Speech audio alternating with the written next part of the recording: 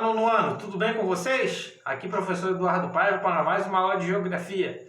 Vem comigo, abra comigo a apostila na página 201. A gente vai continuar falando da Europa, só que hoje nós vamos falar sobre os aspectos econômicos.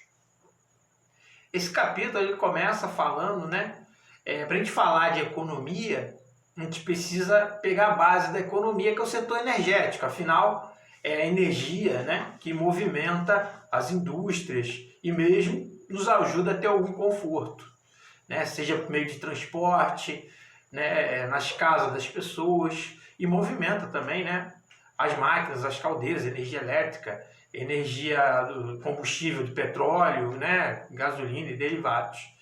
E falando de energia elétrica, a Europa ela é muito diferente do que acontece, por exemplo, aqui na América, onde nós temos, por exemplo, aqui no nosso país, a base da nossa matriz energética é a energia hidrelétrica, graças aos imensos rios e imensas bacias hidrográficas que nós temos, capazes de atender a demanda, de suportar uma barragem, É um território muito grande do Brasil, então alarga-se alguns espaços para se fazer essas barragens, E isso, por não ser densamente povoado, o Brasil facilita as coisas para nós.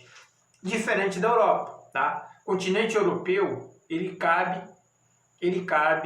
dentro do nosso país, o Brasil. É muito próximo o tamanho, do continente europeu inteiro, do nosso país, Brasil. No entanto, a proporção de pessoas é 3,5 vezes maior, Nós acabamos de ver no último capítulo que a Europa tem mais de 700 milhões de habitantes, e o Brasil 210. Então, quer dizer, dá quase 3,5 vezes a proporção. A Europa não tem grandes áreas, para você perder. E outra coisa que atrapalha também você ter energia elétrica, hidrelétrica na Europa, é a geografia dos rios deles, A maioria são rios de planície, rios navegáveis, diferente daqui do Brasil, que você tem rios de correnteza, que é o ideal para se fazer esse tipo de energia. Então, vamos lá. Energia, falamos aí das energia elétrica, a matriz energética na Europa é diferente. Então você tem percentuais pequenos de parques eólicos, ou seja, energia movida a vento, alguns parques solares, que captam energia solar. Nesse ponto, essas energias renováveis e limpas são muito parecidas com aqui no nosso país. São pequenas porções apenas, devido a ser tecnologias limpas, porém muito caras ainda, acaba sendo uma energia muito cara. A principal fonte de energia, as principais, vamos dizer assim, as principais fontes de energia usinas de energia na Europa são as termoelétricas, que são movidas a petróleo, gás natural ou carvão mineral, principalmente carvão mineral provindo da Rússia e da Polônia. E você tem também as já desgastadas e polêmicas, usinas nucleares, que elas fornecem uma energia barata, porém o risco iminente de um acidente nuclear, tanto na operação como também no descarte dos resíduos nucleares, que vem da usina, é sempre um perigo constante. Há um movimento muito forte na Europa, entre os habitantes da Europa, para que se elimine esse tipo de energia por completo. Mas a verdade é que ainda o europeu ainda não consegue eliminar por completo essa dependência da energia nuclear. As outras tecnologias ainda não chegaram, não conseguem abastecer o país, principalmente em relação de preço, também o custo econômico das outras energias ainda não consegue abastecer o país a ponto de você eliminar essa fonte da energia nuclear. Passando aí pela situação das energias, aí tem um mapa na página 203 mostrando a quantidade de usinas nucleares. É interessante, são várias, esses pontinhos amarelos aqui no mapa da página 203, você vai ver, são várias, são poucos países que não utilizam de energia nuclear. Seguindo aqui, falar da indústria, nós temos um continente totalmente industrializado, a Europa é um imenso portfólio de tecnologias, indústrias, grandes indústrias de todos os tipos, né? É um continente muito antigo, muito rico, né? E berço da Revolução Industrial, que aconteceu no Reino Unido, né? Mais propriamente na Inglaterra. Então, logicamente, a Europa é um continente muito industrializado, né? Nós vemos a história aí das colônias, né? Éramos obrigados a comprar produtos industrializados na Europa, isso já há 2 séculos.